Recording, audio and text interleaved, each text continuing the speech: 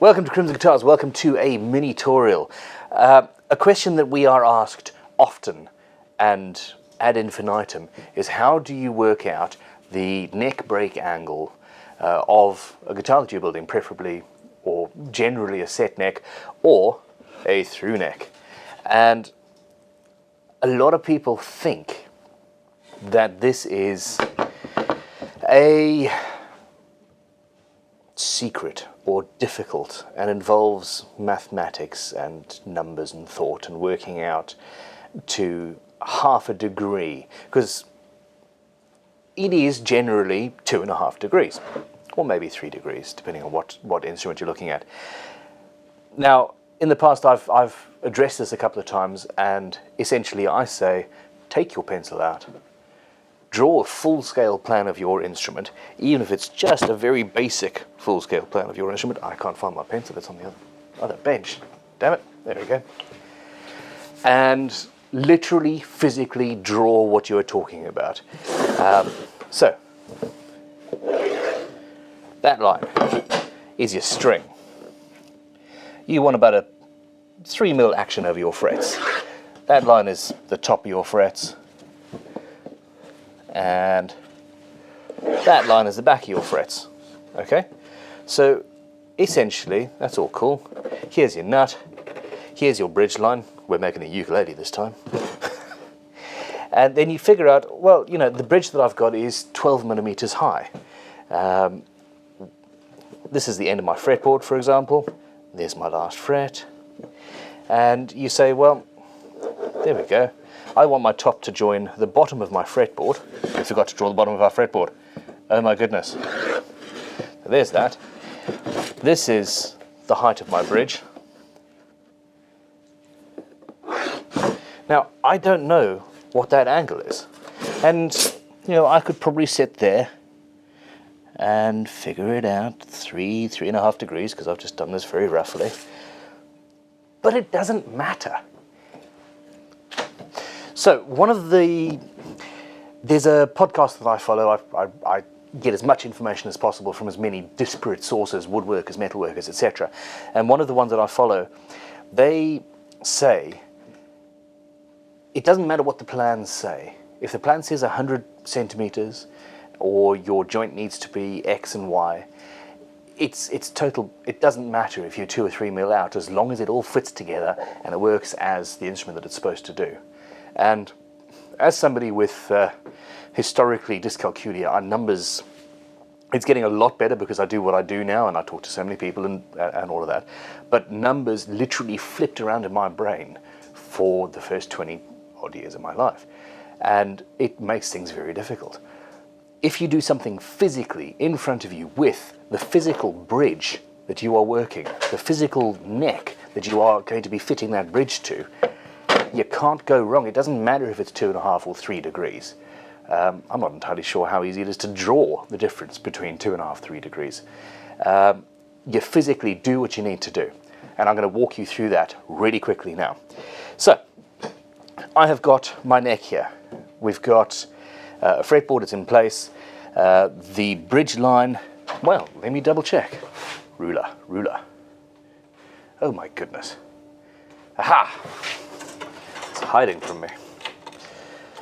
This is what happens when you have just enough tools. Okay, so let's just triple check. 3, 2, 4, so it's 6, 2. Hold on.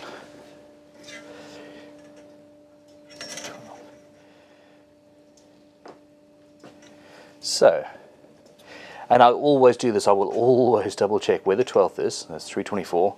324 times 2 is 648, which is basically a Fender scale length. And we've got that. So this here is our bridge line. Physically double checked, and that's absolutely spot on. That is where we want our bridge to sit. That though is currently, oh, don't tell me that's absolutely perfect. No, it's not. Good. That's a little bit too high. And we also want movement. You need room for adjustment, shall we say. Okay, so let's get rid of the body that we've got here. Okay, so we know where our bridge needs to be. and we have the physical bridge. We know what height it needs to be as well. First of all, measure that. Calipers. Measure, measure, cut. Oh, come on. Go down. Never said that before. 13. So, this there is 13. It's got a couple of mil of movement. It can go either way. The shallow hands bridge, really awesome. On a tuna-matic, it's like 17 mil, 18 mil, somewhere around about that. Okay, now. Pretty, no? This is the top. Now, not only are we talking about an angle and the neck blank, we're talking about cutting out for the top. So, hold that there. And let me see, right on the top of the frets at the bridge line, I have 8 millimeters. I want an action of roughly 2 to 3 mil for the strings so that they're not bang on the frets. 8, 9, 10, 11. Can you tell I can't count? I actually use my fingers. Okay, so our working figure is, we have 11 millimeters from this physical piece of wood as it currently is to where I want my string to be, but I know that the bridge is 13. So, really, in all reality, all I need to do is find another ruler. All I need to do is take basically 2 mil at this point. And if the saddle, if the intonation point of my bridge is there, and the bridge is flat where that is, I will have the correct break angle. And I, at this point, do not know nor care what that break angle is. All I know is for this guitar, for this bridge, that is correct and it works. Now, I also need to take into account the fact that I've got a top. Now this is 8.5 millimeters. This is too thick. I'm going to take that down to 6 mil. And I'm going to write 6 mil, please. Because I want that from behind. Because I don't want to ruin my... this is book matched. It's book matched from the front. Therefore, that all lines up. If you remove material from the back, it's not going to affect the look of it too much. Okay. So, on top of that, I then take 6 mil, that is my top. Now, the big question is, and we still haven't actually got a break angle at all, I can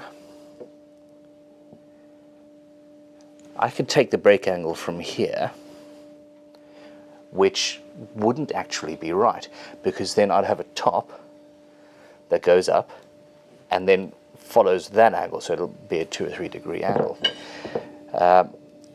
What I should do is take the break angle from the furthest point of the guitar. There.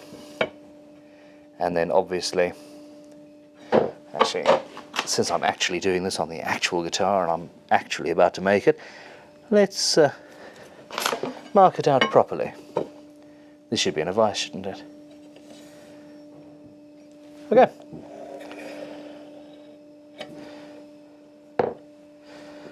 That there, all of that is going to be cut away. We're going to chop this out. That'll slip down over the fretboard, and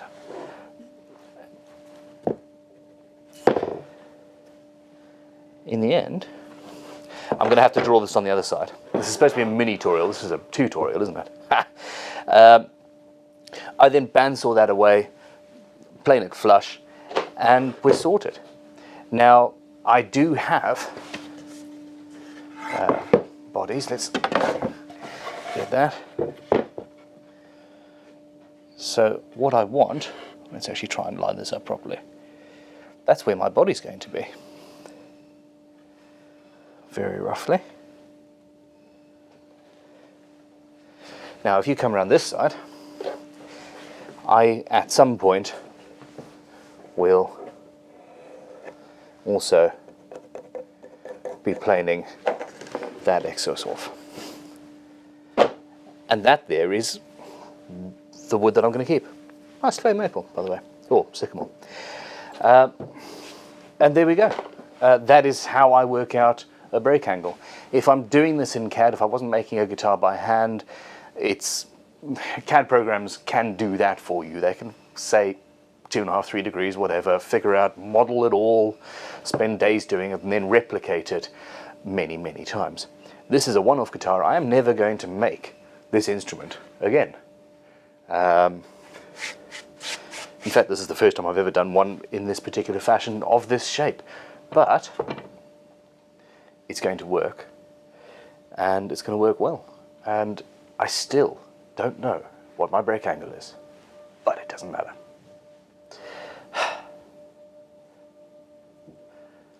Goodbye. Thanks for watching. This has been a Mini-Torial at Crimson Guitars. Click like, subscribe, all of that goodness. And if you've got any ideas for a Mini-Torial, something you'd like to see us talk about and actually show you as we do it, you can ask. You might not receive, but yeah, it's always good to have ideas for these. Please, yeah, click that old like button and all that jazz. I will be back soon. Have a good one. I have to go bandsaw some excess off now. Fun times. So.